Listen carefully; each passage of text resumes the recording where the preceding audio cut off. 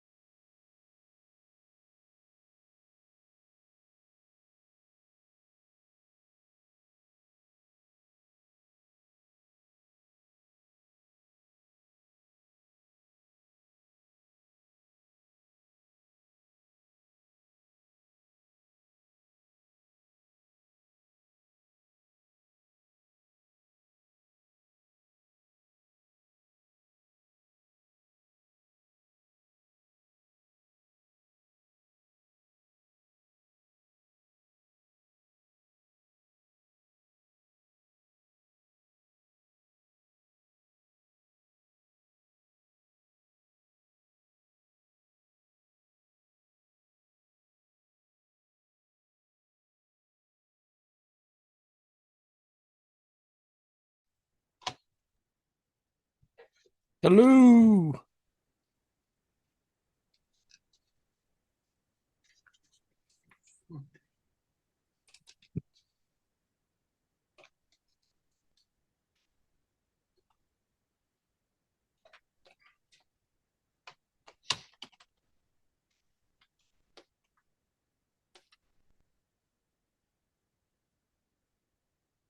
Hello.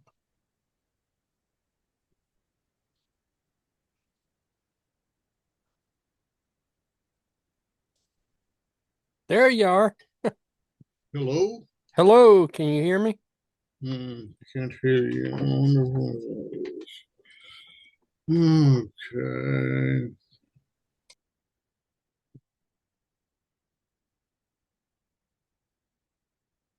Mm. Hello. It looks like my microphone's working. Is mine? Yep. Okay. Sounds good.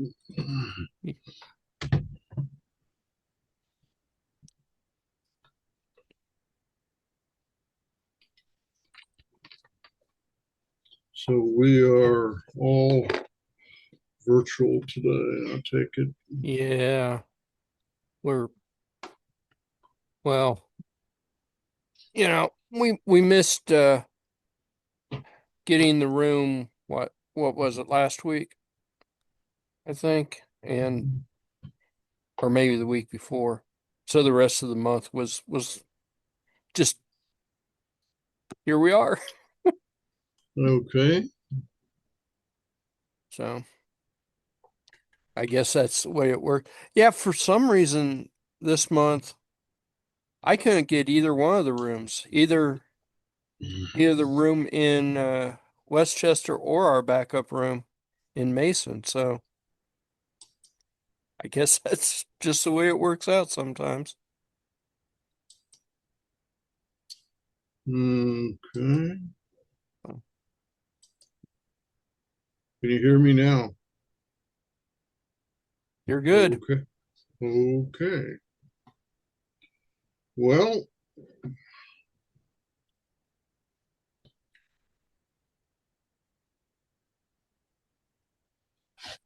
Anything new going on with you?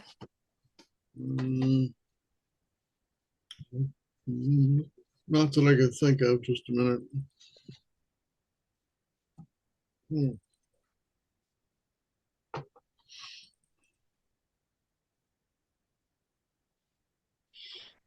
Oh, huh.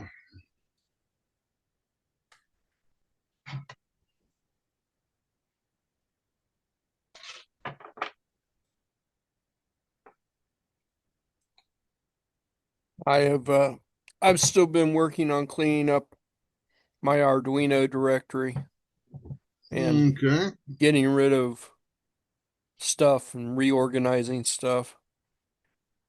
Yeah. 15, 20 years worth of stuff. There's a lot of stuff in there. Okay. And I renewed my ham radio license a couple of days Uh, ago. did they send you a certificate? No, you you Okay. you have to download it and print it out yourself. So where do you download it from? Oh, I, my daughter had renewed hers a year ago, and she said basically that she didn't have a certificate. They used to send you one. they used to. And you used to, well, when they stopped sending them, you used to be able to request them, but now they don't even let you request them. So, So they've charged you $35. and And, provide less and service. yeah, that's Yep. Um, that's it's the government. I was gonna say that's that is Let's see. Let's see if I can do this. as you probably are aware, the SEC website is a bit of a confusing mess. Yes, that is definitely true. So I am on the Universal Licensing System Yeah, website, or yeah, part of their, and you go yeah. to File Online, Hmm. and then we have to log in. Oh, my vault's locked. Hang on.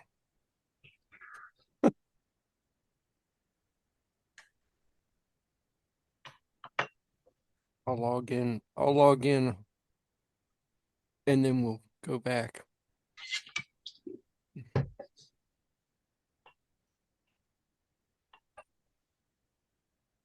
think this.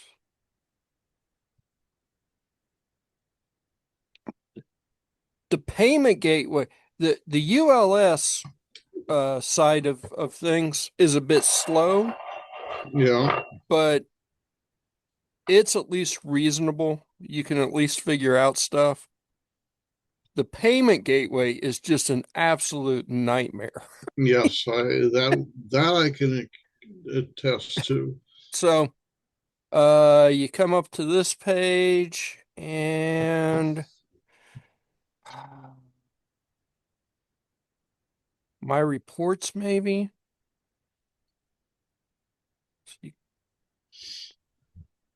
And it was granted.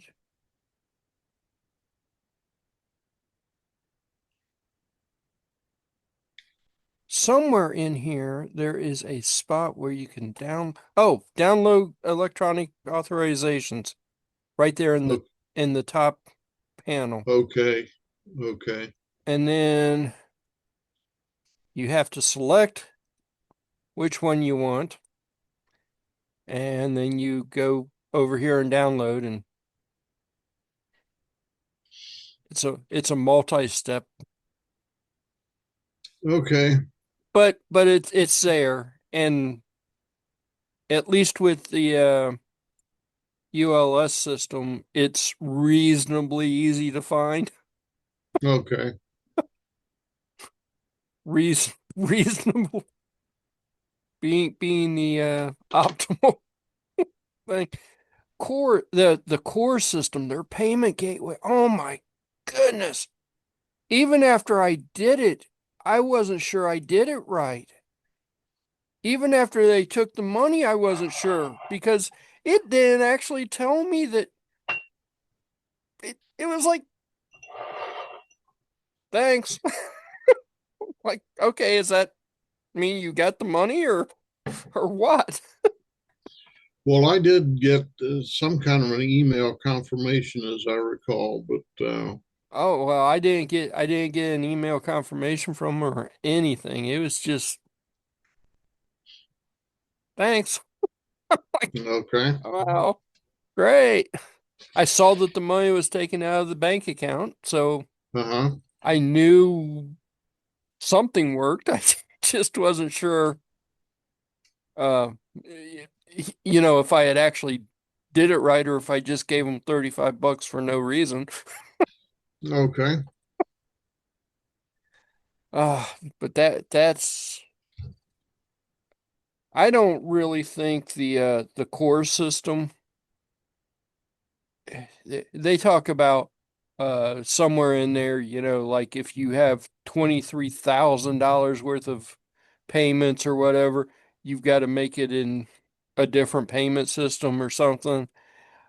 I think it was meant for like large broadcasters, and they just kind of, when they said that they had to charge us, they just kind of used what they already had. And it's not really set up to be user friendly. It's set up to for corporations oh, okay, that have like multiple licenses or whatever, that have hundreds of stations or whatever, so they can go and select all their stations and pay them all at once, if that makes sense. yeah, But it's definitely not a friendly system. But Um, yeah, so I downloaded my thing and I printed it out and I just need to put it in my little frame. So I got that's my well, Yeah. that's my old one. So I am licensed for another 10 years. Yep. And maybe after 10 years, they'll get rid of this stupid payment thing. Yeah, it's possible. No.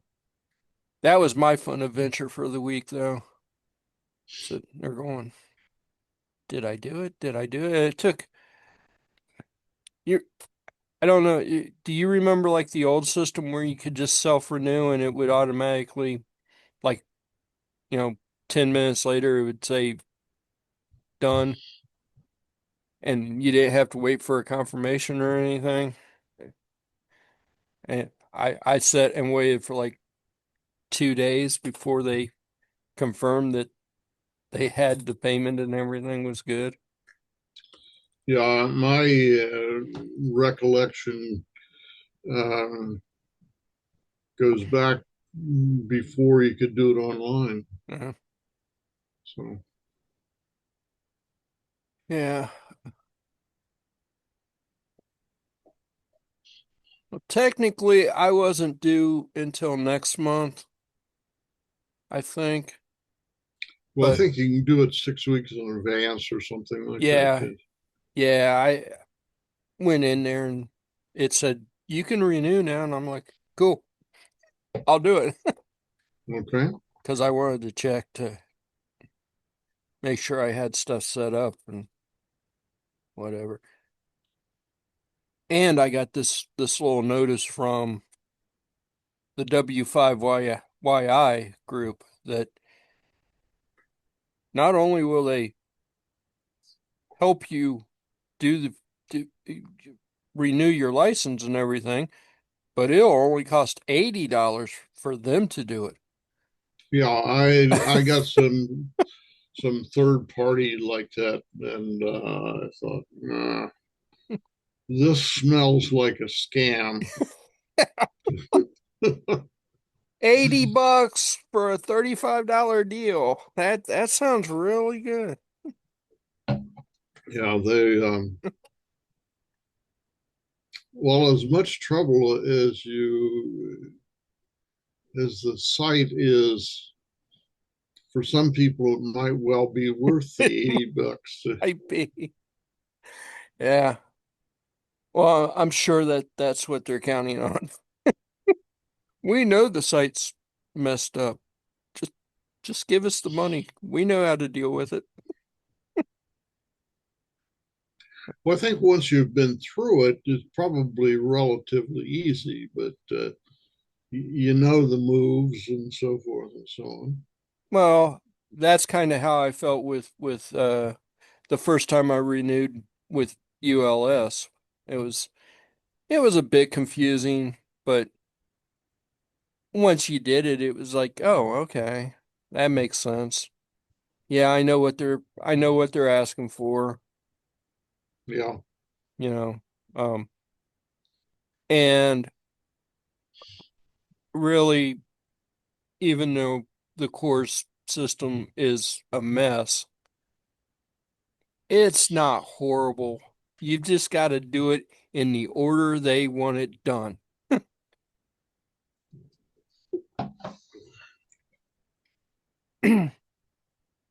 And you've got to read what the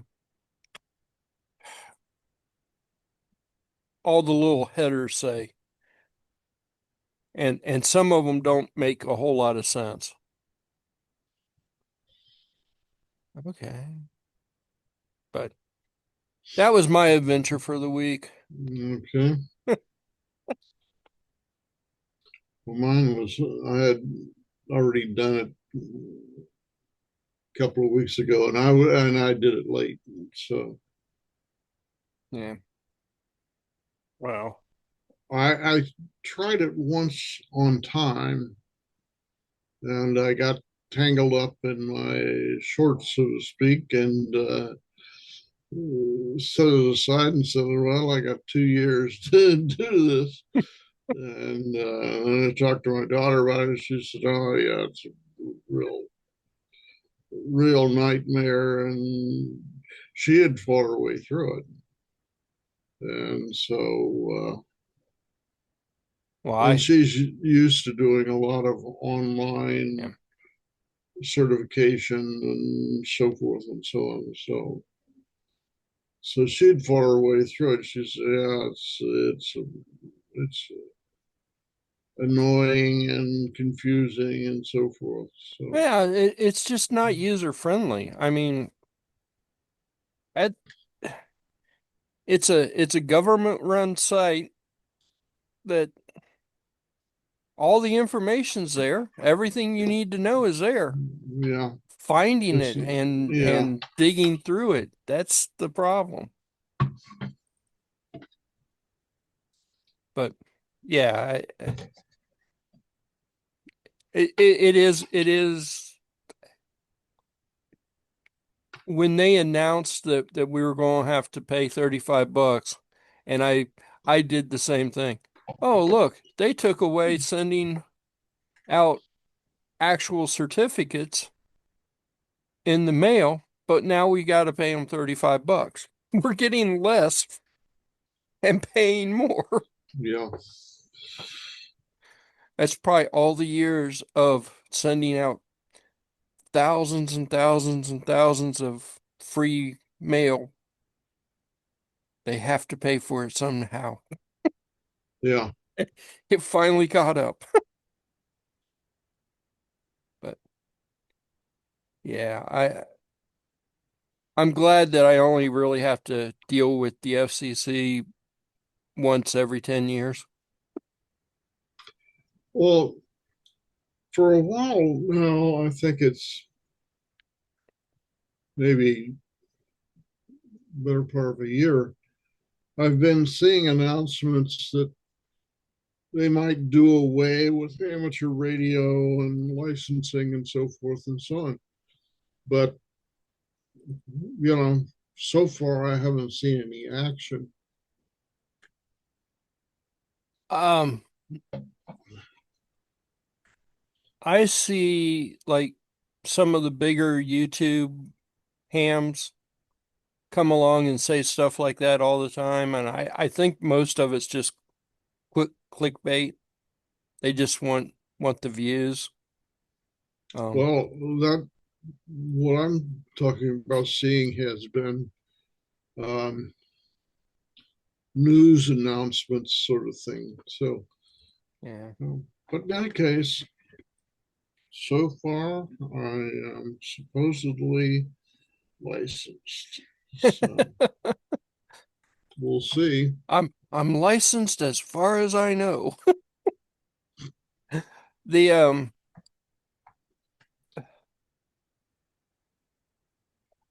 I see every now and then where they're talking about getting rid of. I think they would have a hard time getting rid of amateur radio.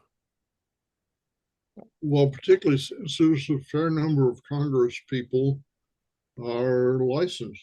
Yeah. Well, that and the ARRL is a fairly large lobby group that Well, that's true.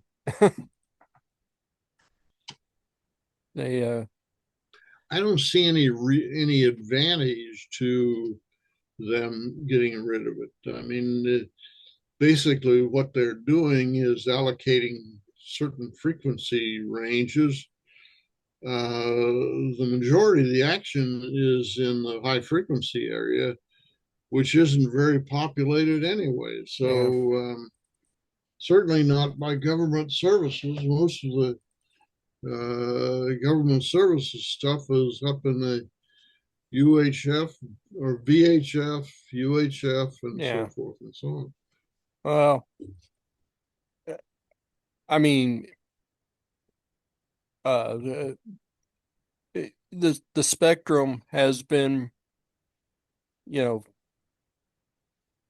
established for a long time. Everybody pretty much knows where they belong and what to do. And you know, the only the only thing that's really in the iffy range is like in the gigahertz ranges that we've had privileges for, but there's no real equipment to use. So,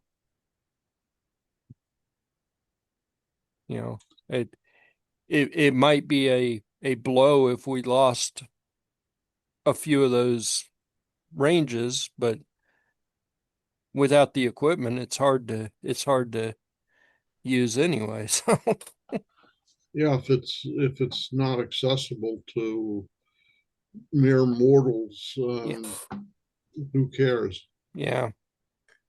Well, I mean, I like some of the 2.4 gigahertz off the shelf stuff. Used to be able to dip right into the portion of ham radio, and so you could use some of that stuff if you modified it, but you know, it really wasn't worth modifying. Especially around here, nobody's using it around here, so you know, you're still limited to line of sight and all that other fun stuff that gigahertzes have. So, but I can't see them taking away any in the HF band. I can't see them taking away, uh, 440 or 2 meter or even 220, even though there's not a lot of usage in the in 220 either. But I can't see them taking any of that away. That the spectrum has been set for a long, long, long time. So, and in both all those cases, there's equipment readily available. I mean, you could Yeah, go to any ham shack and find HF gear. and there's not an awful lot of government stuff down there. There's some military stuff, but the the spectrum has been it's been established. I mean, Yeah. they know where they are, and we know where they are, and everybody's happy. Well, we're all bound up by available equipment for one thing.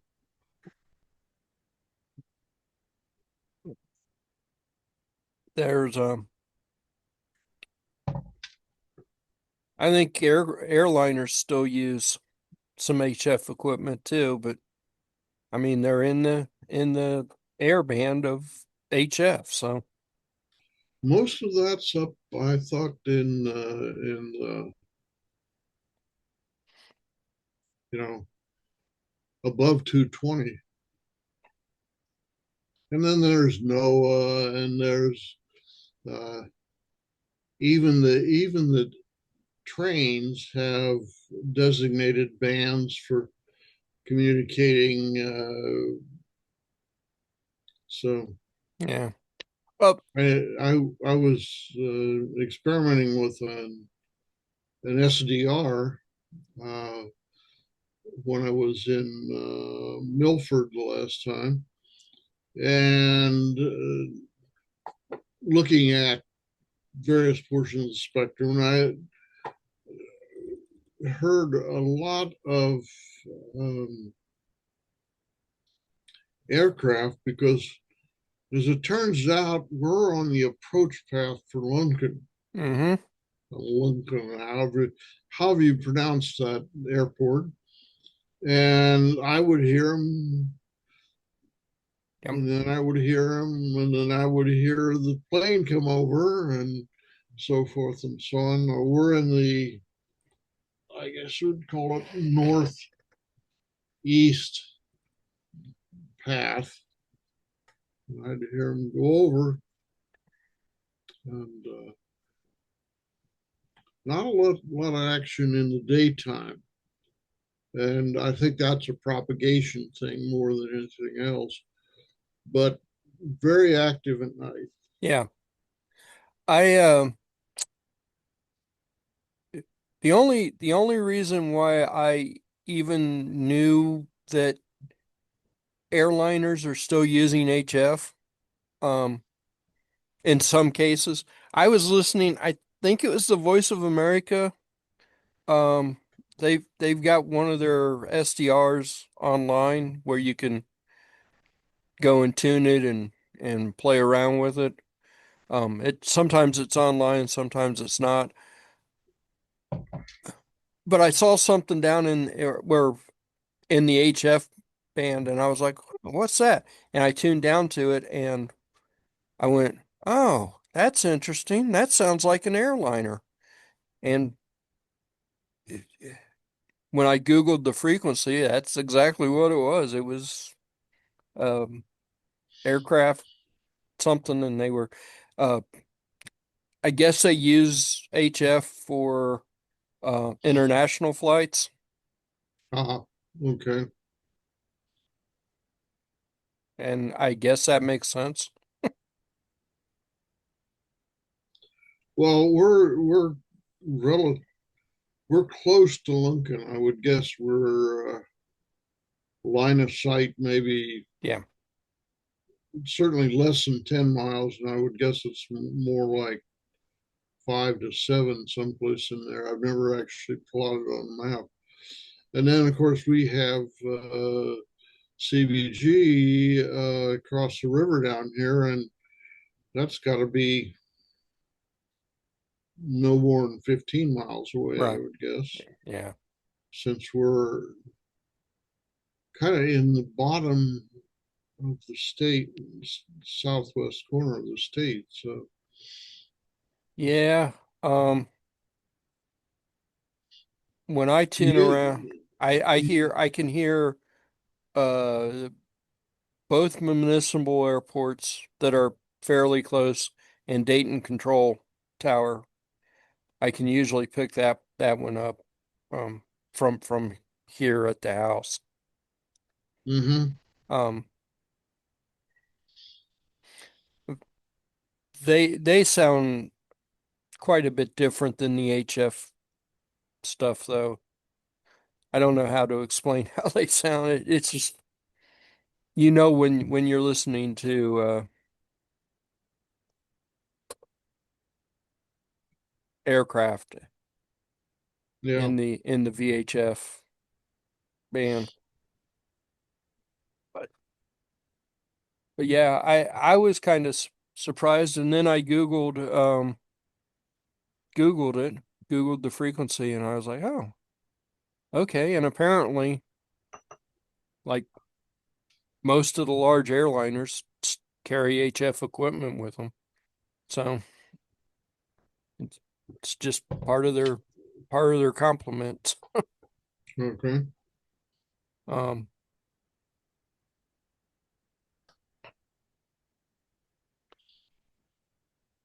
let's see if I can find. Well, I mean, one thing for sure is that SDR has revolutionized the whole. You can do search across bands and so forth. Look for waterfalls. Basically, there's SDR has revolutionized the whole receiver business, and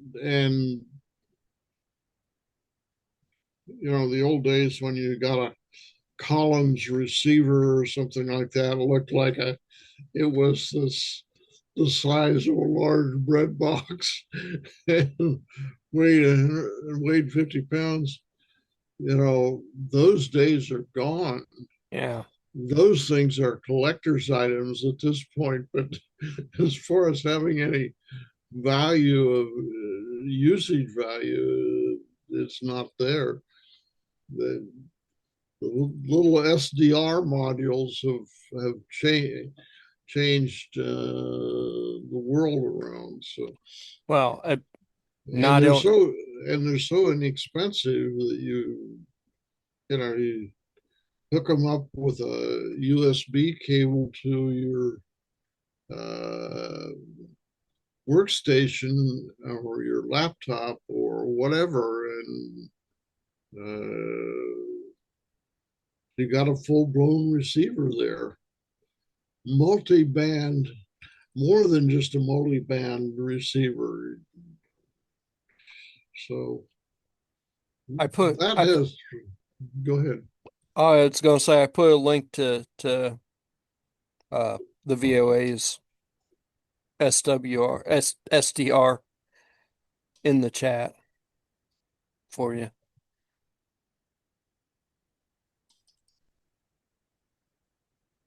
But yeah, and not only has SDR changed how you can listen to stuff, there's SDRs that can transmit.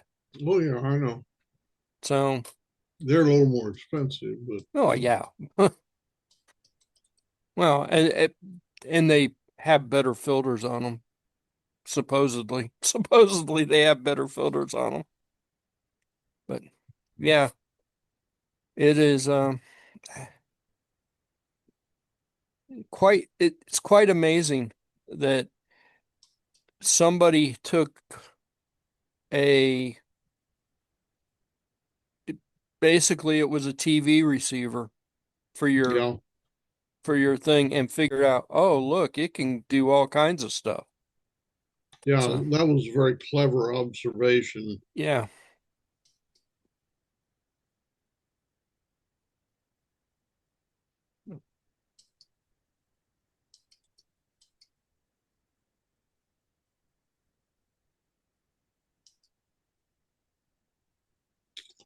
It's basically a repurposing of existing equipment.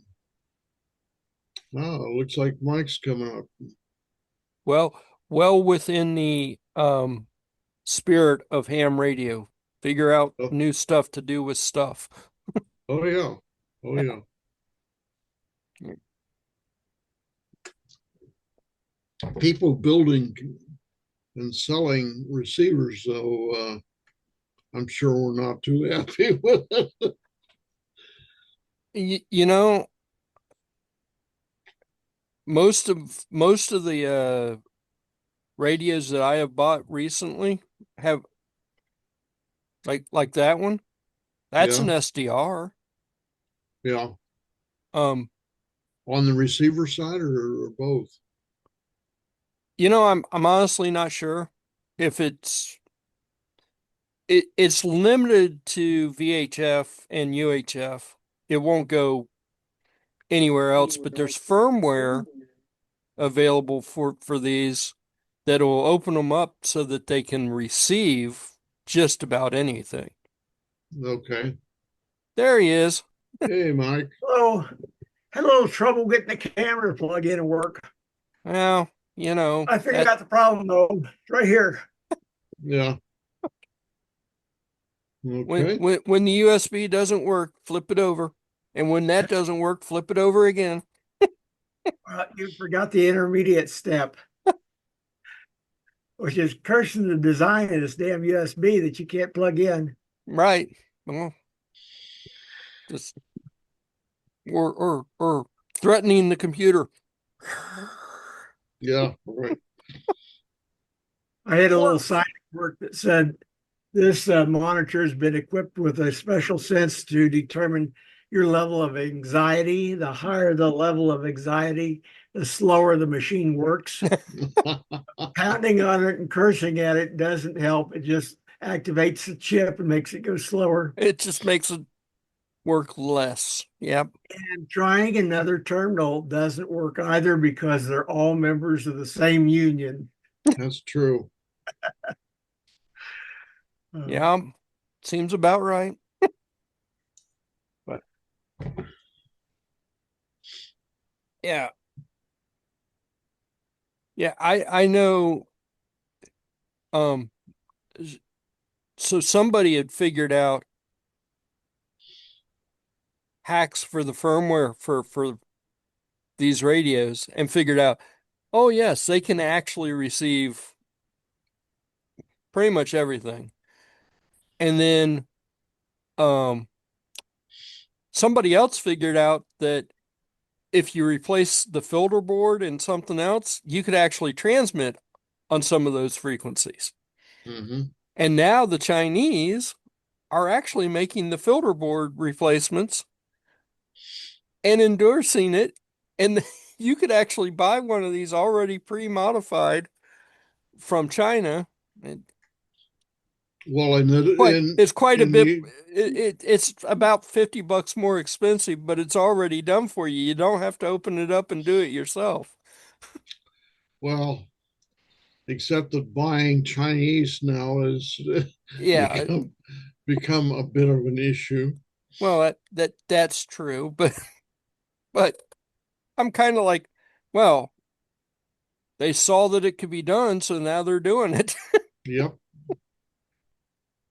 Oh, and it's not that hard of a thing to change. The one guy who came up with this really cool mod, he took the light bulb out, the flashlight part, because it's got a Yeah. flashlight, stuck an HF antenna socket there. So now you've Hmm. got an HF antenna, so you could do HF and you could do VHF and UHF on the standard antenna. It's such a cool mod, but it's one of those mods that you either need like a really good magnifying glass or really good eyes Yeah. because all the components are tiny. It doesn't look like it would be hard if you had the right equipment to do it. So in for my money, it's just cheaper to buy to buy one that's already been pre-modded, already been done. So what's up with you, Mike? Let's see, I had surgery on my neck a week ago Monday, and I am practically healed. Yeah, your neck looks pretty good. Which side? It's puffing out. Well, you've now had both sides done, right? I have had both sides done. I'm not scheduled to follow up with an ultrasound and the surgeon until the 5th. The adhesive on the outside of my skin, it all sloughed off in one day. And the appearance went from kind of revolting to not too bad, just overnight. I have not had any pain. It's felt like a muscle bruise, and that's pretty much it. I didn't need any heavy duty painkillers while I was in the hospital, and I haven't even had used Tylenol since I've gotten out. So I Now, think are you on a blood thinner at all?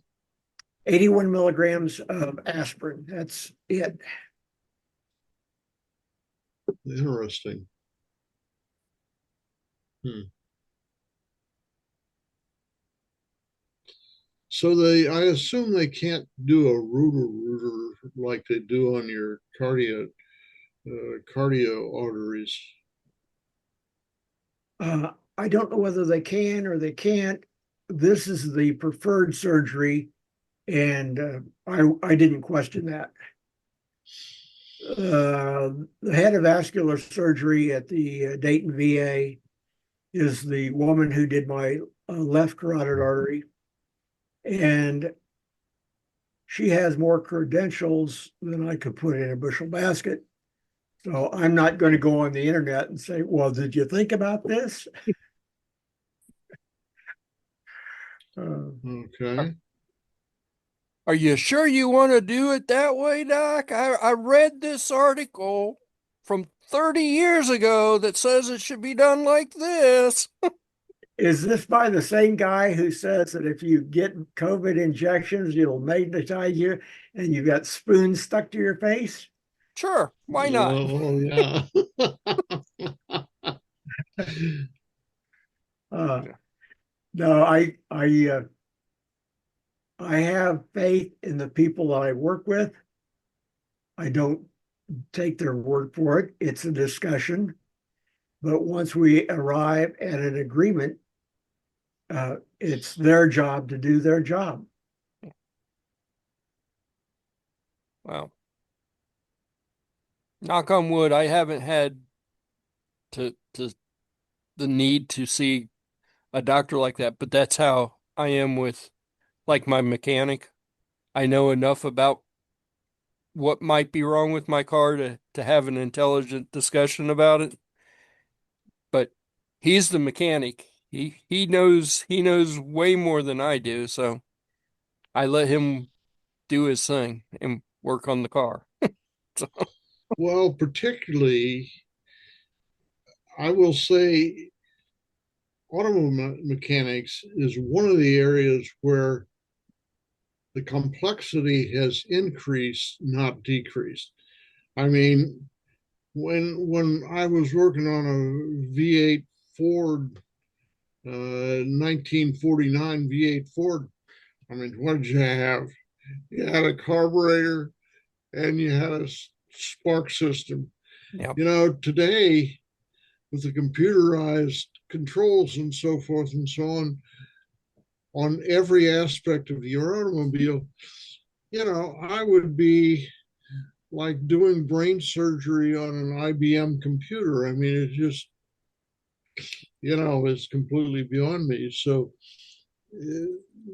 Yeah. it's it's it's it's you have to know your limitations, and my limitations are a 1949 Ford V8. Okay. I heard a cute statement the other day. It isn't rocket surgery. Uh, Okay. It isn't rocket surgery. Okay. yeah. Um, kind of a mix.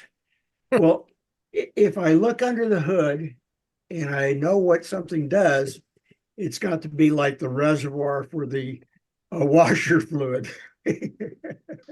See, Well, I can look under my hood and I can identify certain parts, but to actually fix those parts, forget it. I mean, you know, well, I think I can probably still replace an air filter or an oil filter or whatever. yeah, The oil filter is somewhat more problematic because you probably have to get and stand on your head to reach it and whatnot. But the air filter, you know, you got one thumb screw on the top and that lift off the plate, and that's it. a lot of new cars, a lot of modern cars, the oil filter has to be torqued to a certain foot pound. Well, that's true. You can't just screw it on there and go, we're good. You got to actually, Yeah. Well, I do continue to change my own oil. So that is something I take on. The problem with the Kia that Julie bought last year is it sits so low to the ground. I have difficulty getting a floor jack underneath it. Mhm. The idea of squeezing my head and shoulders underneath there and having room to move my arms, it's out of the question. Well, So all you have to do is have a pit in your garage, and yeah. then you're good to go. My niece's husband owns a custom cabinet shop, and he has a pole barn, and they did in fact go back and put a grease pit in there. So he's got steps down into it, grating that goes over the top when he needs to change oil in a vehicle. It's a matter of pulling the grating off and walking down there and doing it. Unfortunately, they're 620 miles away, which is not convenient. So Well, why when would I it- become rich, I have always said that I was going to build at least a 4-car, at least a 2-story, and maybe even a 3-story garage. And I was going to put at least one lift in and probably a couple of pits. And then I was going to have 3 bays for just cars, and then I was going to have 2 bays for man cave and robots, Okay. I need 2 bays just for crap. just for crap, right? So why would a furniture maker need a pit? Because he has, like 8 service vehicles. Oh, so this is not for the primary furniture business. This is for his delivery trucks. He has been doing this since I've known him, about 30 years. And one of the high end condo high rises in Kansas City, many of the condominiums are 2 stories, or excuse me, 2 floors. They're $2 million units. One of them, about 30 years ago, said, "Can you do this for me?" And he did that little thing. And they said, good job. And they told the neighbor, and they said, "Can you do this and this for me?"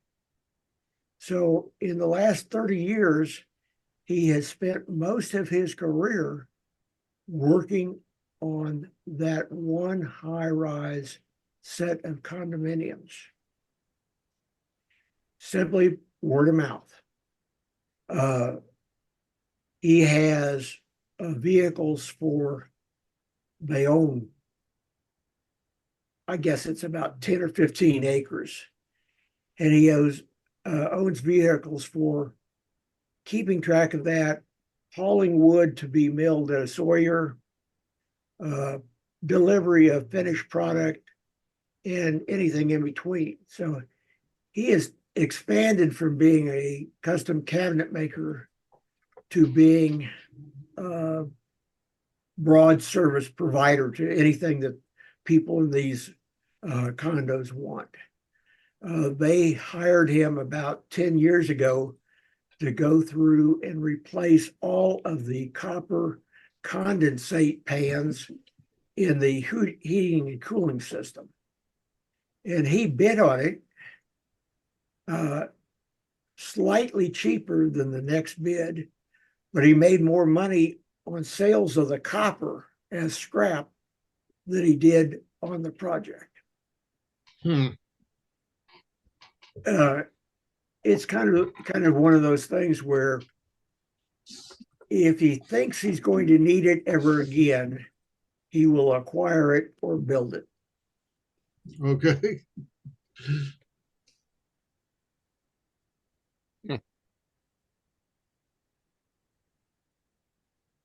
Well,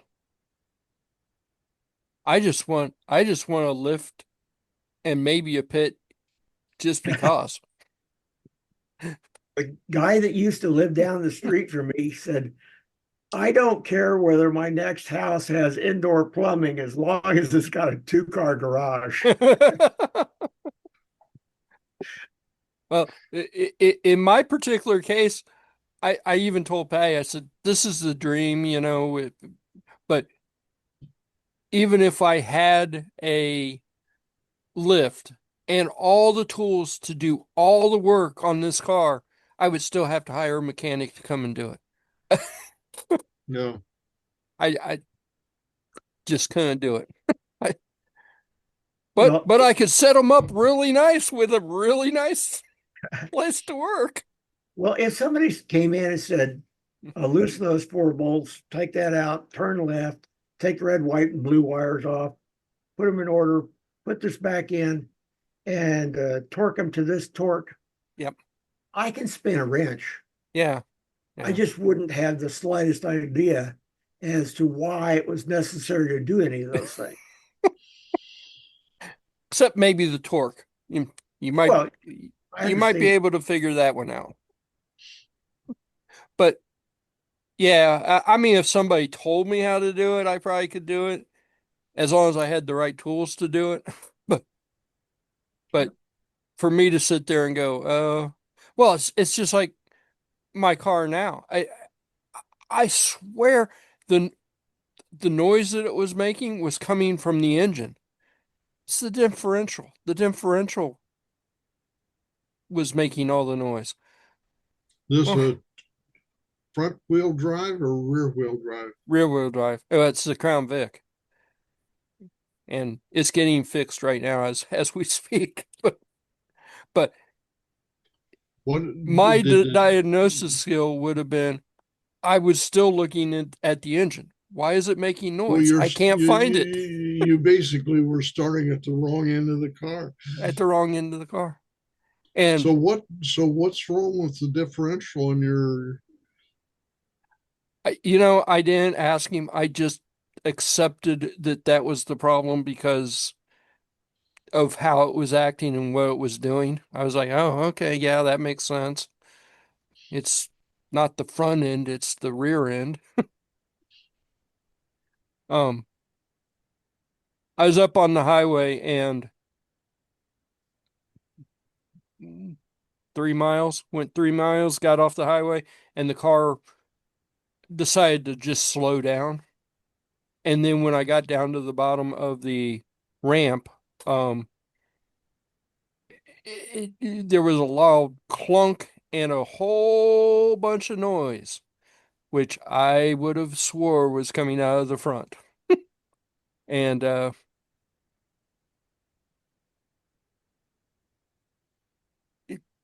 it, the noise didn't actually go away. Every time I would step on the gas, the noise got worse. So in my brain is saying that's an engine problem. There's something wrong with the engine. But him being the mechanic, he drove it around the block a few times and went, nope, it's the differential. The differential's making that noise. It's like, okay. I, and the fact that he said that um it wasn't just the differential, but the pinion, that it had damaged the pinion and it had damaged some other stuff that, and I'm like, that's not good. Differentials are a pain in the ass to deal with, but they're relatively inexpensive for that car. Damaging a whole bunch of stuff at one time, that is not cheap. So like I said, I know enough to have intelligent conversations about it, but not enough to know really what's wrong with it. I mean, you know, I trust what he said. I trust what he So is told it me. fixable? Yeah, so he found a used axle assembly with all the parts and everything that was needed. Relatively cheap, and all said and done, it's going to be about $1,200.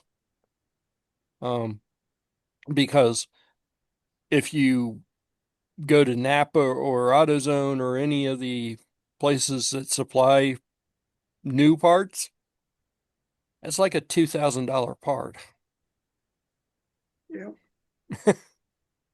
So the has 120,000 miles on it. The axle that he found has 160,000 miles on it. Not a huge amount of difference. And if it lasts to 200, 250. We're good. We're all right. Yeah. One of the things that the new management at AK Steel did is they asked the next question: how can you prevent this from happening again? What was the cause, and what's the preventative action? And so their method of approaching maintenance at that facility, I was very impressed with. Every component, if you can imagine, in that huge mechanical assembly that is a steel mill, was broken down to prevent this from happening. When does the part have to be changed? If something else breaks, what other things should be repaired ahead of time for the continued operation without interruption? Right. So if today you're supposed to change the light bulb and tomorrow you're supposed to change a fuse, if you have to shut down today to change the light bulb, change the fuse too. And then the question becomes, can you get a better light bulb? Can you do something to make it last longer? But the questions was intense, where there wasn't ever a day that said, good job for doing that. The question was, what are you going to do it better? There was a guy that was in charge of the continuous caster and BOF, and he's a big guy, and he had just a smart aleck attitude. I liked him. His first name was Steve, and they had never been successful in casting more than, I think, like 5 heats through the continuous caster.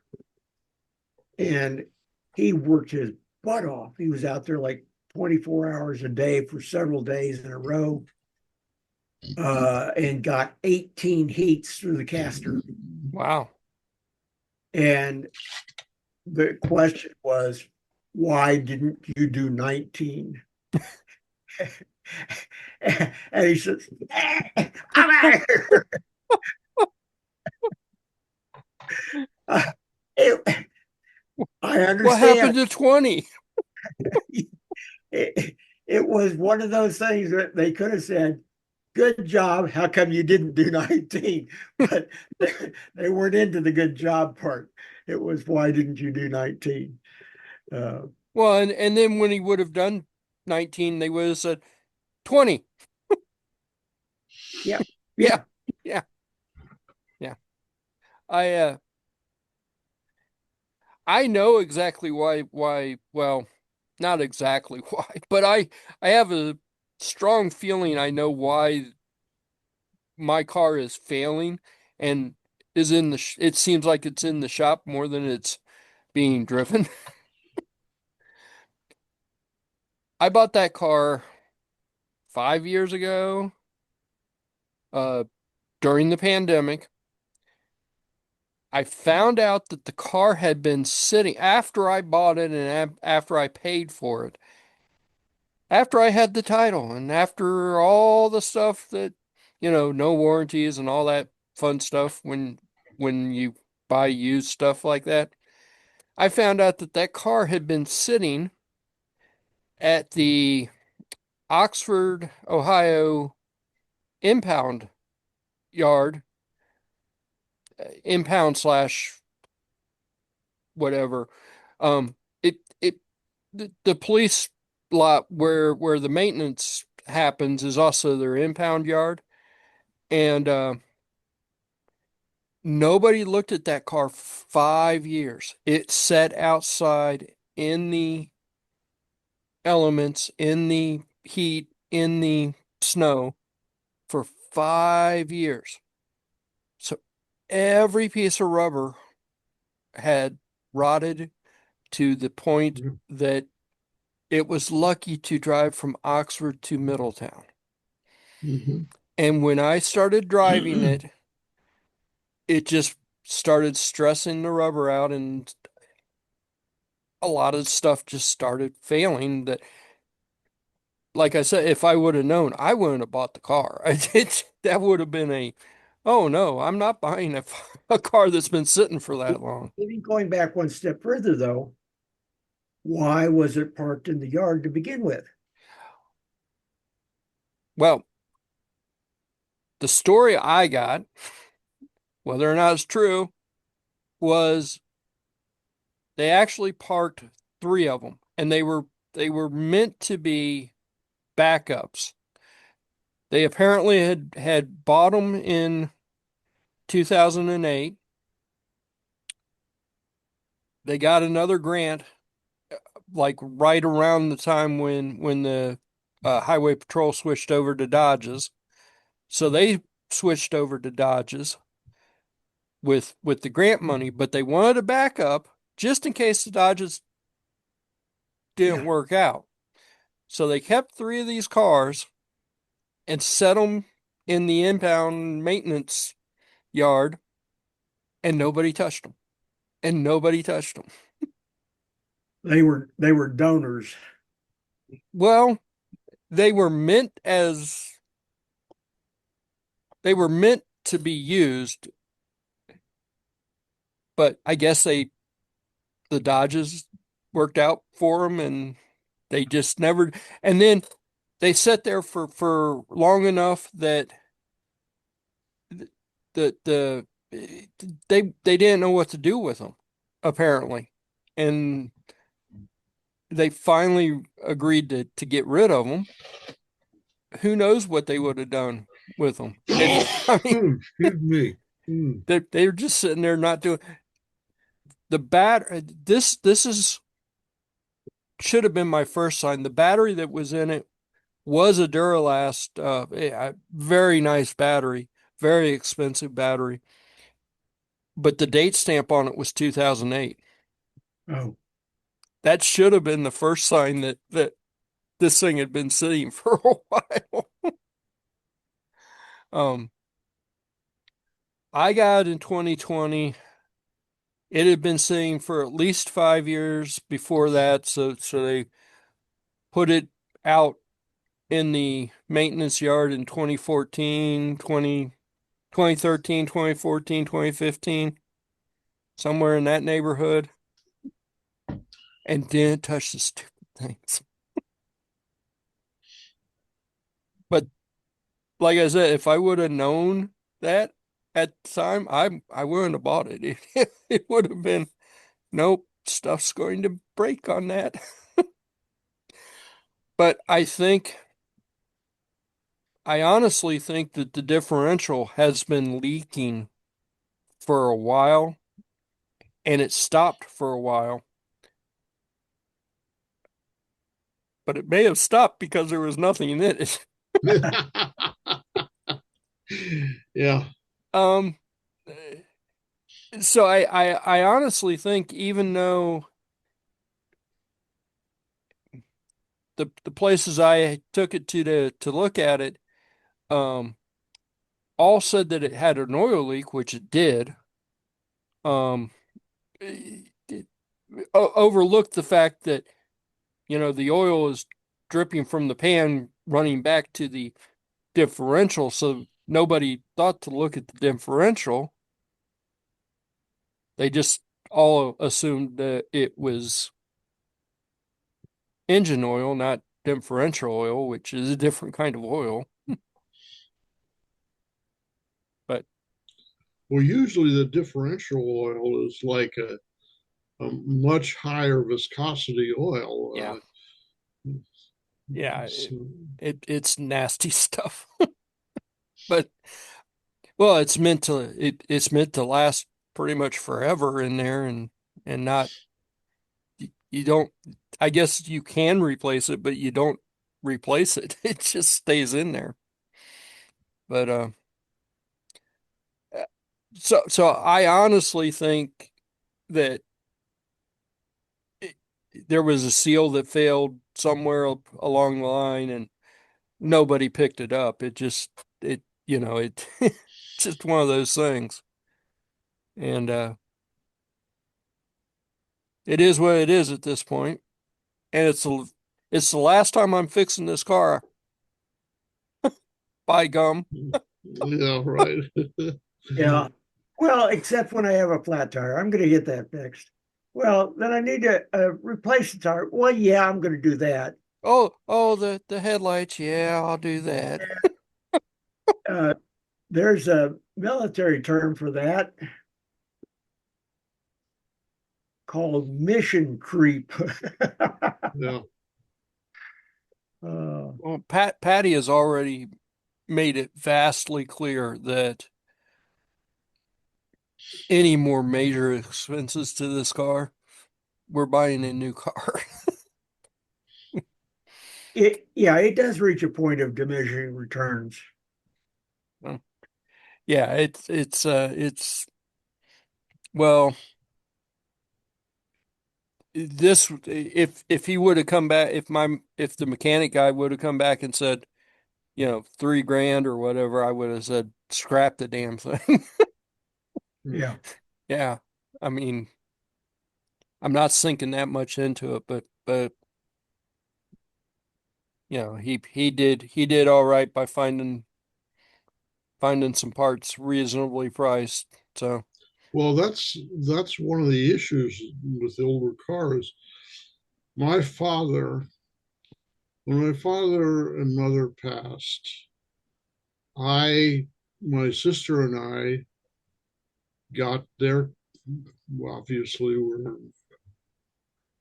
this was considered to be personal property, and so we got the titles, and my sister said, "Well, I've just got a new car, and I don't need them."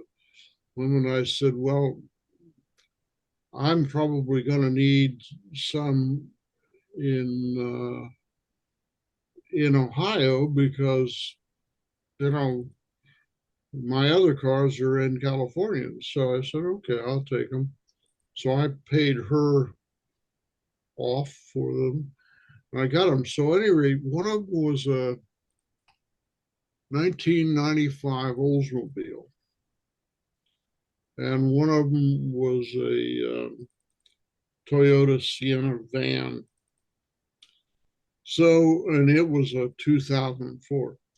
So that Oldsmobile was beautiful, smooth ride, automatic everything that was available in 1995. Um, so the first couple of major failures in it, we sprung for the repairs. But finally, it got to the point, and this was in 2000, I think, it got to the point that they couldn't get parts for it at all. And one of the problems was that the fuel lines had corroded out. And so they said, "Well, we can replace that, but we're going to have to custom build them. And by the way, it'll be some number, I forget what it was, like 3,000 or 5,000." And we decided, okay, we really don't need two cars in Ohio anyway. So yeah, that one went. And yeah, it was, it's a beautiful car, but it was leaking from every seam. yeah. And one of the three garages on that house now has a floor that looks like it's coated with oil, grease, you name it. I'm going to have to get somebody to come in there and do one of these floor cleanup things. I But don't know how they do that, but at any rate, I it gets to the point where the parts are not available. Now, with the cars you're talking about, there were probably there's enough of them around that there will still be parts of it. But the other thing that happened with the Oldsmobile is they stopped making Olds. I don't know when it was, Yeah. 2005, 2010, and so consequently they weren't making parts, and it was basically an orphan vehicle at that point in time. Yeah. There's Ray. There's Vicente. So, what time zone are you in, Ray? I am in the Eastern time zone. Okay. I am proudly cruising down the highway with no steering wheel. Yeah, you're in the passenger seat.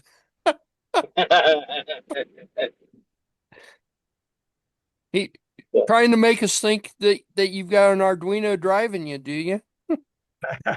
No, No. no. We're actually on our way to New York City, and we'll be there Friday, Saturday, Sunday. Cool.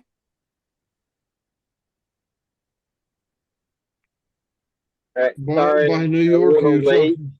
by New York, you're talking about Manhattan or just someplace in New York State? Oh, we're actually going to go to Manhattan. We got some friends to visit in Brooklyn, and I don't know. Maybe we'll go over to Bronx. I don't know. No sleep till Brooklyn. Okay, I'll take that. Beastie Boys. Yeah. Yeah. Um, Well, it may be touristy, but I really enjoyed the Hayden Planetarium when we were there last, about 5 years ago. I don't know whether you're familiar with it or not, but it goes from extreme scales of sub-quark size all the way around the sphere to the extent of the universe in orders of magnitude. So if you walk about 10 feet, you change an order of magnitude. And I thought it was extremely well done. Okay. Well, we're going there for what's called the Lightburn Expo. So Lightburn is the software that runs the laser machine. It's a international software now. While we're there, we're going to be with a lot of other vendors, social marketing, social media marketing, um, development, new products that they're coming out with, not just for laser machines, but also for like routers and milling machines. Um, a lot of like how to improve your marketing, how to create partnerships with larger companies, um, tips and tricks on how to use the software, problems, you know, feature problems.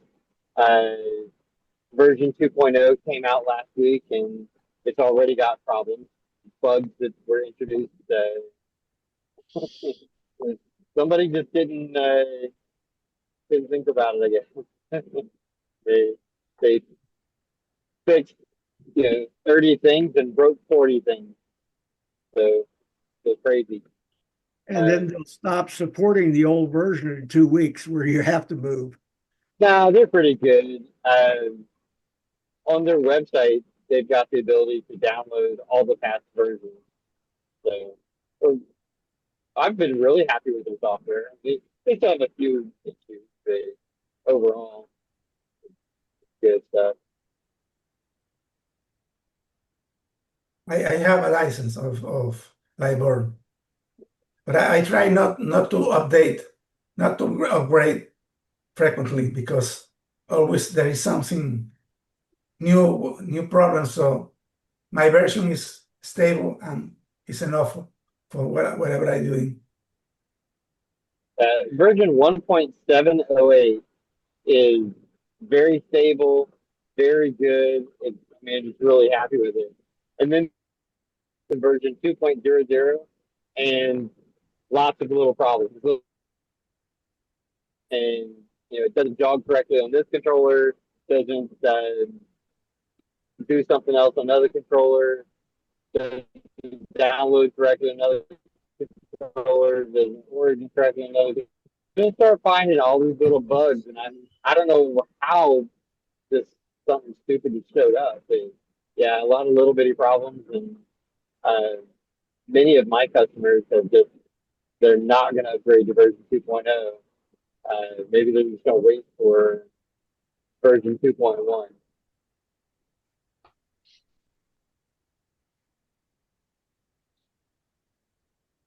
So I've been Yeah. listening to you guys, watching what you do on here, and most time you're wearing your headphones like Art, and that way I don't have to put up with my wife, even though she's dragging. And, I don't have to listen to her crap. I don't have to listen to road noise. You realize she could hear you. She can't hear you. Crap! She can hear me. She can't hear you. Okay. So here, giving me the bird. I believe it. Right. My son's back there. He's doing things you can't smell, but it's there. Trust me. Lord. Uh, Oh, Lord. so this is kind of like a working vacation. Show off the dragon. Vacation. I don't know about vacation. I'm supposed to be working. Hopefully I will enjoy it a little bit. I do enjoy my work a lot, but normally it's not vacation. Yeah. So, and interesting enough, Carol's driving, and I'm thinking, I'm getting ready to have a kidney stone. So, Wonderful. oh God, yeah. Hey, I do have some other news. I have a lot of 3D printers that are for sale for very cheap. And, if you guys are interested in any of those, I got a lot of Android 3 V2s available. Are you getting out of the 3D printing world? Am I getting out of the 3D printing world? No. My wife, this woman right here, decided to buy a Bamboo Labs H2D with Okay. the AMS and the warranty, extra support, all that crap. And it is freaking amazing. It is absolutely crazy amazing. It is 3 to 4 times faster than the Enders with better quality. The ability to make its own little videos, the workbed size is crazy. You got the touchscreen panel, auto bed leveling, uh, so many features. Being able to monitor it on my phone, it sends me messages when the project is done. I can actually watch the app on the phone that says the percentage progress. It's got its own little light progress bar on the workbed. Uh, from the first day we got it, we got the AMS with it, which is the automatic material handling system, and it's got the external tool plus 4 out of the AMS system, so it's a dual extruder head. It is crazy. Even on normal mode, like normal speed, not crazy fast, not like it's whipping to where you can't even focus on the thing. I mean, it's so fast you can't focus on it to read the logo that's on the extruder head, the hot end. But in normal mode, it's still 3 to 4 times faster than an Ender 3. And you don't have to worry about adjusting the bed level on the edges. You don't have to put down any hairspray or glue. The textured magnetic plate is just amazing. So, and it poops. It poops out the back of the back end. And it's all the pieces are supposed to be easier to do repairs. but I bought a service plan where I never have to work on this thing. If it breaks, I'm going to take it back to the store. I want a new one. Yeah. So You that's why I got a Cobra 3 with the uh material handling kit. Four rolls, amazingly fast. Um it, auto levels, auto does everything. Love it. this It was thing, this it thing was does vibration analysis in yep. order to go quieter. It's got quiet mode. Yeah, There's I've so got many that. things. It's really well.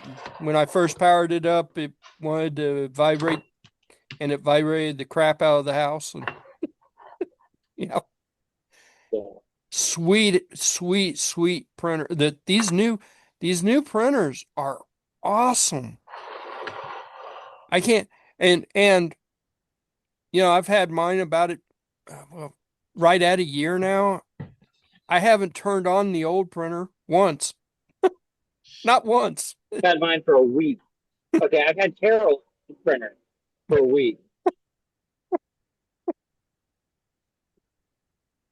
They're awesome.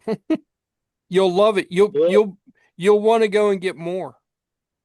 they're a little bit expensive, Yeah. but they're awesome. They're amazing. Well, the cost of the Cobra, I did looked at a couple of reviews between the Bamboo and the Cobras, and the Cobras were cheaper. They're a little bit on the review side, they're a little bit less than the Bamboos, but they're pretty equal. I mean, it's pretty much a So you were probably comparing them to the X1 Carbon yeah, I at the think time. so. I think it was a carbon that we're comparing them to. But So the it was like H2D, yeah, yeah, the H2D is the one that we got. It has basically 2.5 times as much build volume. It is faster. It has more features. It is just amazing in its all its features. it's But it's got a laser attachment too, doesn't I figured I probably didn't need the laser feature. it? You think? Nah, I skipped that little laser feature.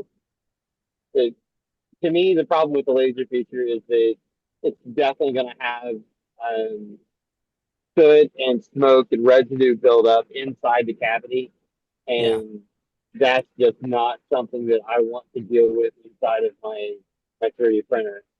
I mean, I've seen problems inside the laser machine, and I've seen fires and whatever, and I don't even want to come close to lifting. Oh, he froze up. He's out in the middle of nowhere. He froze up. No, he's With that unfrozen. system. Um, okay, so what's the price on the Cobra with the material system? The they're typically like $400. Um, but they're routinely on sale. So So the H2D, yeah, I would consider it on a professional level. you're kind of breaking up a It, bit. and that's something that Carol wants. Sorry, like Art said, I'm out in the middle of nowhere. Yep, you're out in the middle of nowhere.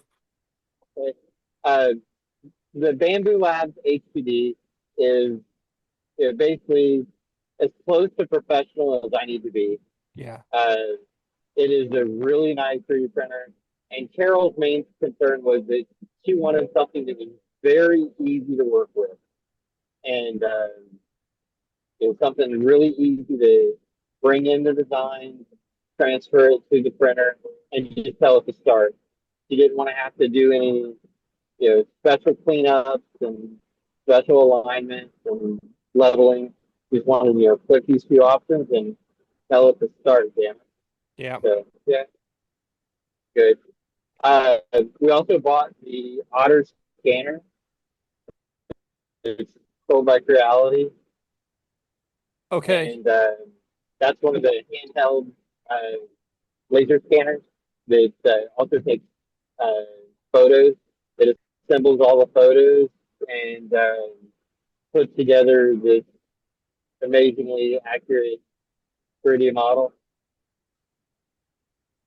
But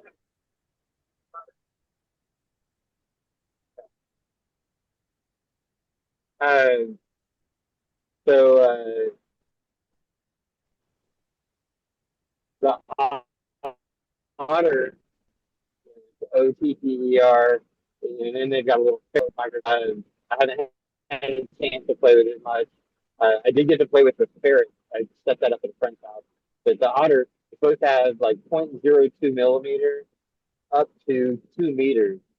So it can do a really big product. Um, one reason that they were doing that is for uh, doing car parts, fenders, fender wells, fender flares, in the automotive market. But for me, I wanted for small machine parts, uh, laser parts.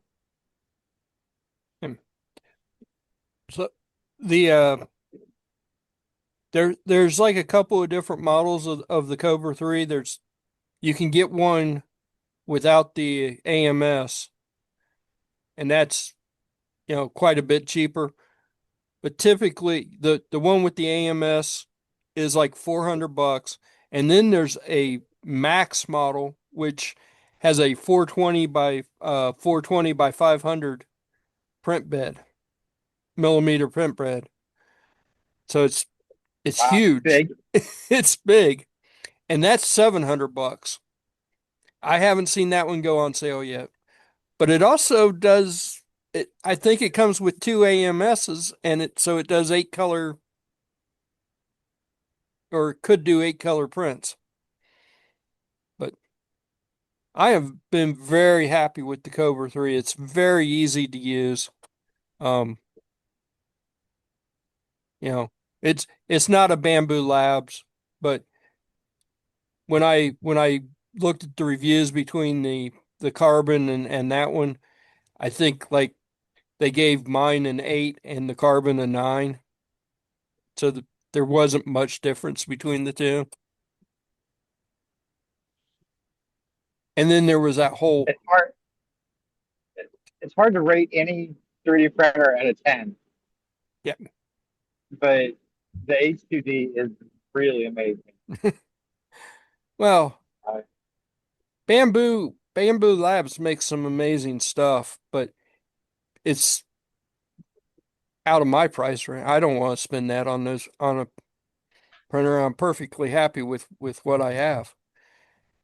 And yeah, it I, and it's amazingly fast. It amazingly fast. I know a lot of our projects are like, hey, can we make this robot for under $10? Yeah. And can we do this other project for under $30?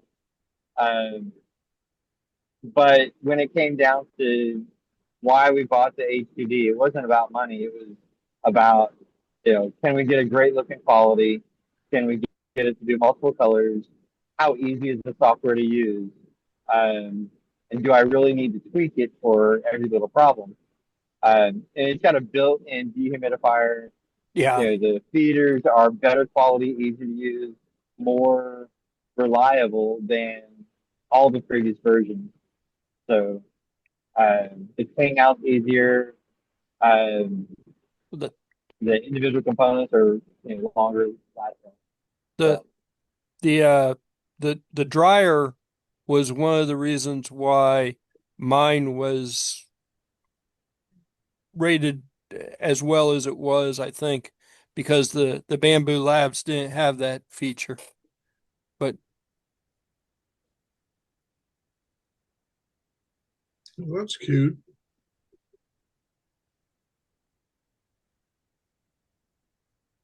And it's disappearing. That took as long to print as it as a normal benchy on the Crealities.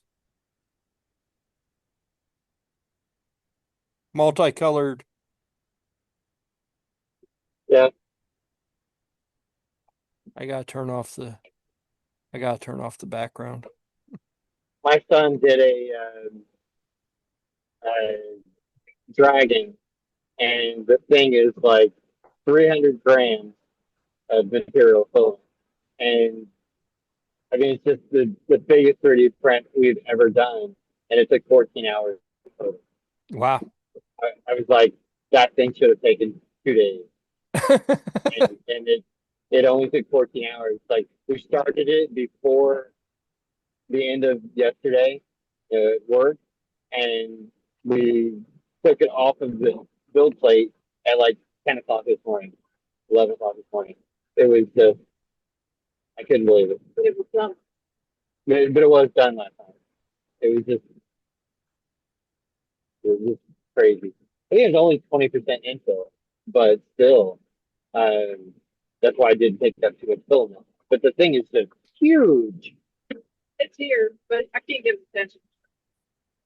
Aiden, I want to see that dragon, What drag? You the know, blue one. Can't do that. Why? do you remember when I printed all those dragons for my grandkid? I want to show They it to his they were small and they took 3 hours to print on my old printer.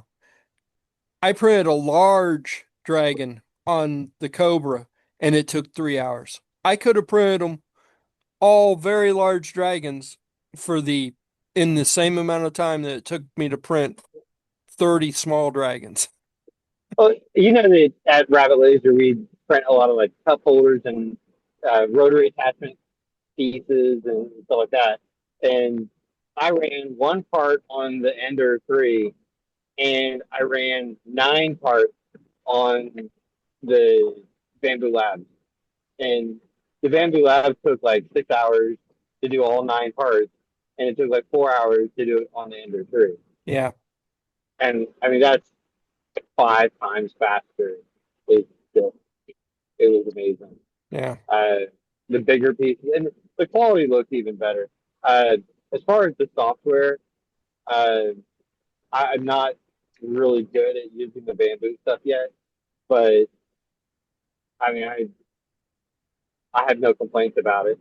Um, I've been working with another guy recently. He's racing golf carts, and yes, racing golf carts. They've modified the engines and changed the advanced the timing and stuff like that. Well, they needed a bracket that had adjustability, so it's actually 2 pieces, so they could move the pickup coil along the circumference of the flywheel, and it's pretty neat. Aiden, come here. Give it to Dad.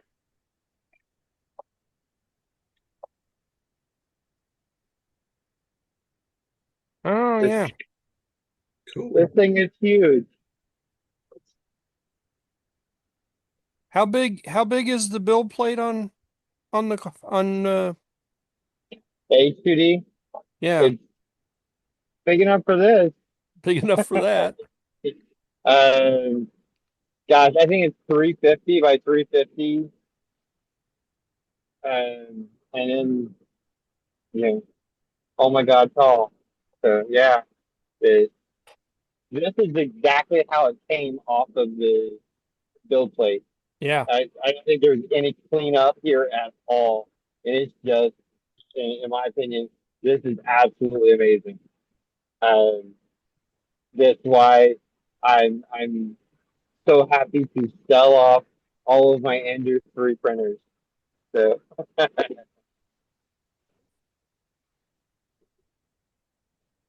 That's probably That's probably the same dragon.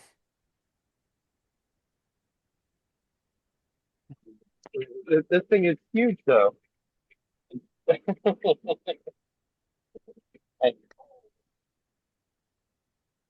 And it just snap, and it comes loose in the build plate. I mean, the build plate is like this thin metal sheet with texture on one side, Hmm. and it magnetically just holds itself to the hot surface, and oh, just the calibration, like its flow calibration to make sure that it extrudes the right amount of material. That's really cool. It uses LiDAR as well as the camera to use AI to detect if there's a spaghetti run, if something's failing. But we've never had a failure on it yet. I mean, it's just pretty darn cool. So, The Cobra 3 has you can buy an optional camera for it for $15, and it'll do the spaghetti stuff. That took me 3 hours to print, and I pretty good. don't even have one of the small ones. But the small one, which was maybe that long, took 3 hours on the old printer. So they all got small things when they could have gotten large dragons. Yeah, this one is an overnight print, but I'm talking, you know, just started before you go to sleep, and then get it the next afternoon or something. This was just amazing. I couldn't believe it was the smoothness of the edges. I mean, this is still PLA, Yeah, oh, sapphire blue, but it is just so pretty. The design that's itself has a couple of issues, but as far as the quality of the print, I'm very happy with it. that's some sort of marble color. There's little black speckles in it. It looks really cool in person. But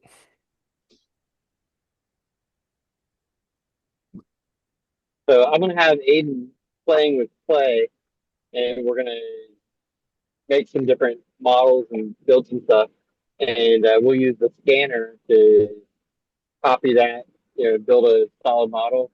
We're gonna bring it into some different softwares like Blender, and be able to clean up the design and scale it and multiply the design to get them all fit together. We're gonna design our own dragons and stuff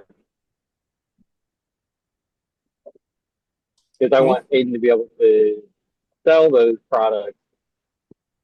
Um, I was actually told that a lot of Halloween stuff is what sells all year round for people who are doing Halloween sets, and yeah, people they really get into that stuff.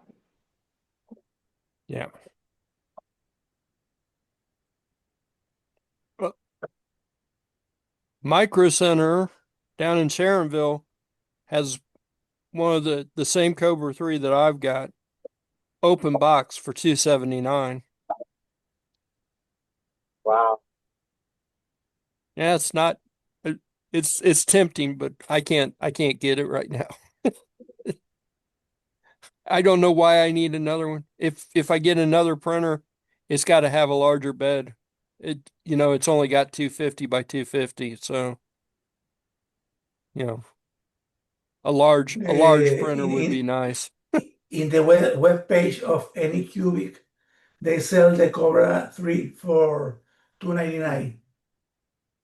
Have they lowered the price? Okay. Yeah, usually it's 549. It's like 250 less.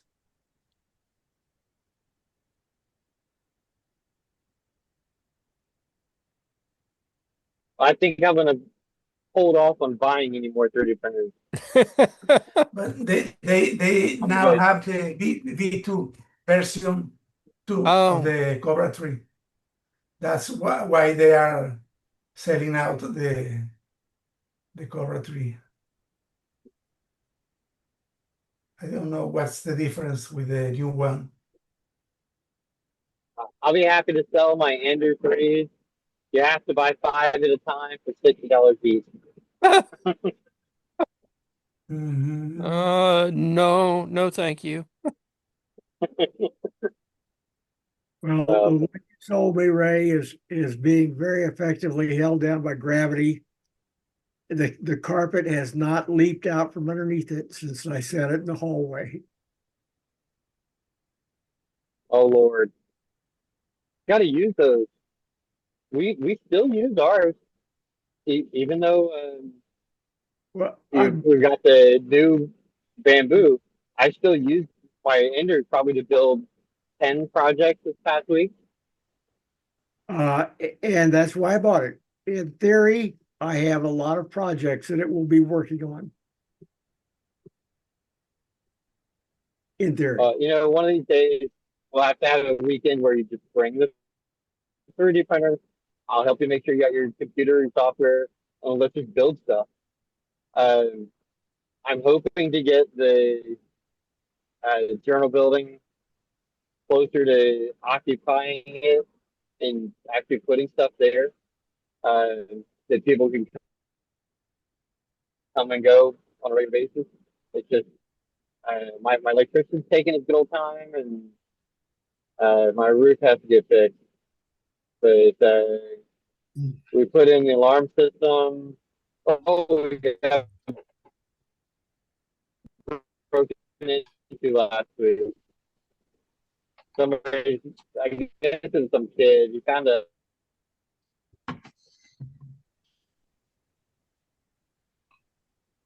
graffiti here and there. His So sound is going away. Yeah, he's in and out.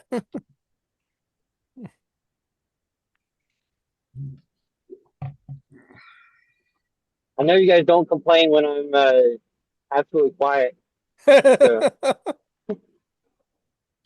So I'll back off. You guys, what else you got for topics? We're just goofing off like normal. Um,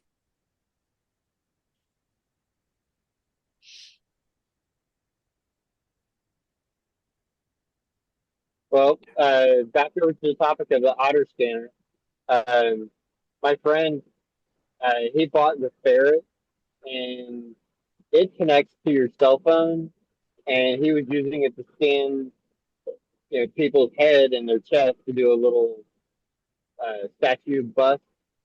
Uh, I'm told that the otter is significantly better, and it does not require a cell phone. It just connects straight to the computer, and it's just a better quality item.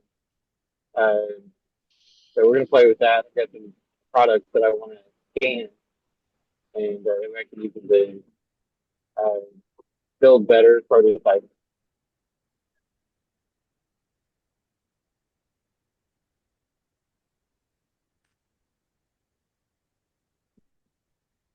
So Vicente, what projects are you on these days? I was working in C++, rewriting code the last week, and was horrible to see what I did 4 years ago. So I redo everything, the simulator of this board. I changed the assembler to identify labels because it's a single line assembler, but you can copy and paste a new file in the terminal. So in the first pass, it will annotate all the labels, and in the second time you pass the code, it replaces the labels for the right value. So it's a two-pass assembler, but made by hand. You need to pass twice the code, but it's working. I finished it last night, and today the Arduinos with USB-C arrived. The Arduino Uno from China, two of them, delivery by $12.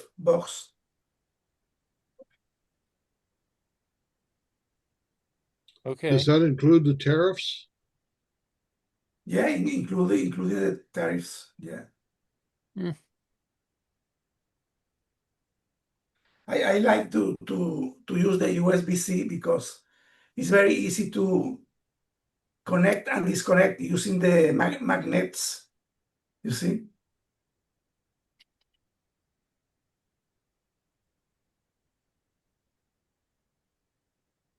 It's, it's like a switch. Is that a special connector for your USB-C? Excuse me? Is that a special connector for the USB-C? USB-C, Adapter yeah. cable. Special Yeah, adapter cable. you buy the cable and you buy the little magnet thing that you put inside the USB. I have like that for my cell phone. Uh-huh. I don't know. It's like I It's always really break the nice. cable still. Yeah, the one I have for the cell phone doesn't do data, it's simply power.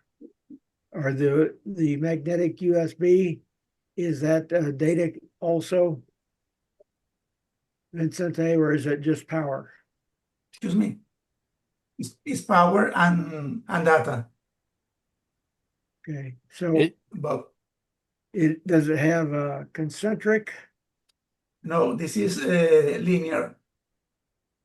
This is I don't know. You see, it Okay, has six contacts there, or four, I think. Okay. Let me check. Well, actually, a lot of more, maybe 12. A lot of contacts. it's No, well, it works very well. thank you for, I have another that is concentric, but it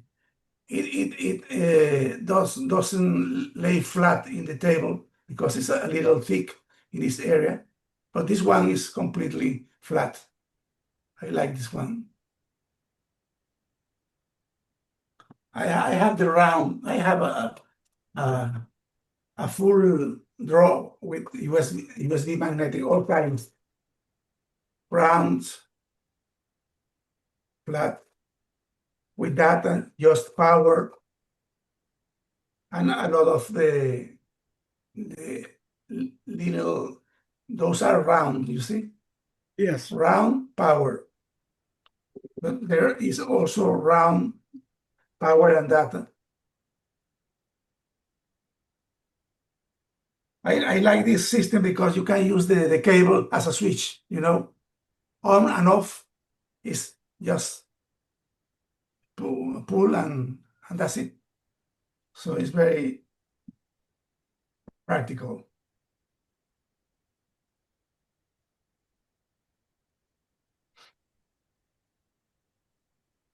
And that's it.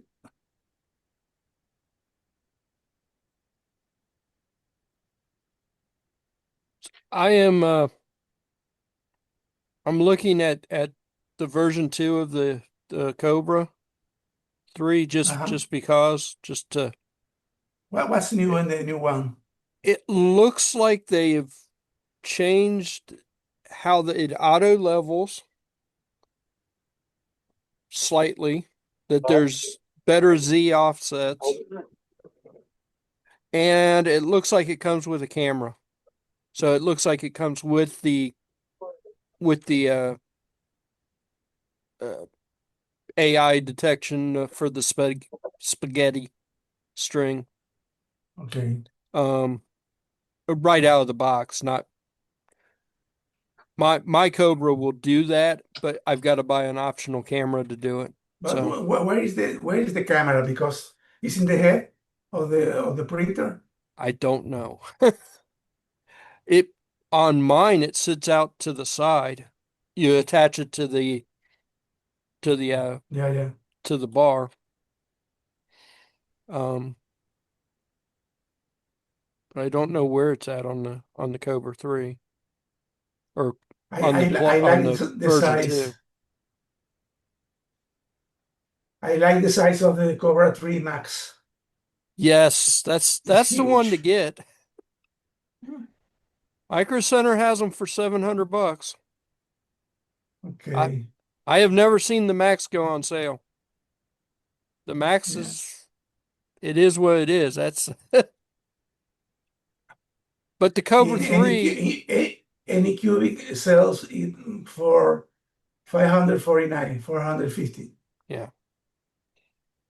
Well, okay. But you need to know the shipping. Now you need to put it in the car and check the shipping cost to add to it. See, Well, the volume is huge. 420 by 420 by 500. I it's showing me that the Cobra 3 Max is 749. So Where it's in any cubic? yeah, from the Anycubic website. No, let me share my. And the 8-color version is over $1,000. This is the one we are talking about. Huh. Why do you get a different price? Well, VIP service. I don't know.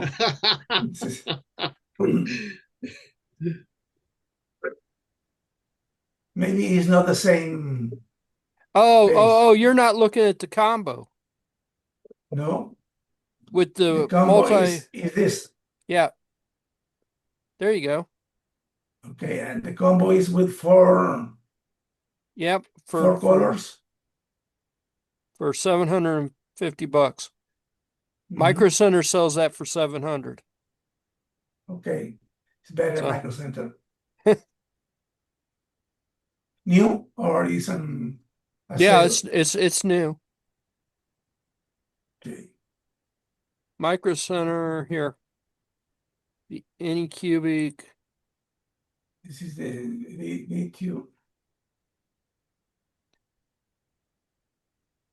Yeah, I don't see a camera on that. I don't know where the camera's at. What means combo? Combo is this Yeah, automatic feeder? yeah, it comes Yeah. with that, and that is the filament dryer and the um Wow. But it- it's pretty much everything. It's but well, they all support up to 8 colors. So you could buy a second one of those and get the little okay, kit okay, to convert it to an 8-color model. okay, okay. So Wow. now, The H2D will go up to 16 colors yeah, I on know. on two different extruders. Yeah. The this well, I don't remember what I was going to say now. The Yeah, 8 color something. I know. It's gone. I don't know what it was. My Micro Center, now they've got it pictured with 2 AMSs, but based on the price from the Anycubic website, it only comes with one. Mhm. So, and Sharonville has 3 of those in stock. So,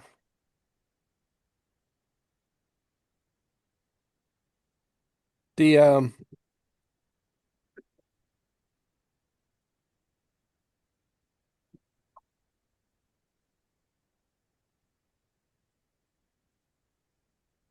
the You printer, can go with you can go to Micro Center with a Exacto knife, open the box, and then ask for the open box price. the open box. Yeah, can we look at that? Hey, I need the open box price now. Thanks. Um, I don't know. I mean for the money, It is cheaper than the Bamboo, but I know the Bamboo is a slightly better printer. I mean, I guess it depends on your use case.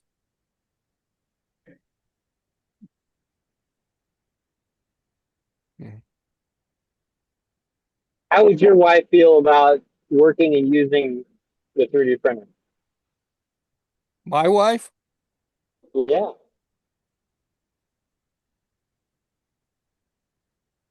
I think she would want it to be as simple as possible. Slice the software and send it to the printer and print. The Bamboo is just too easy.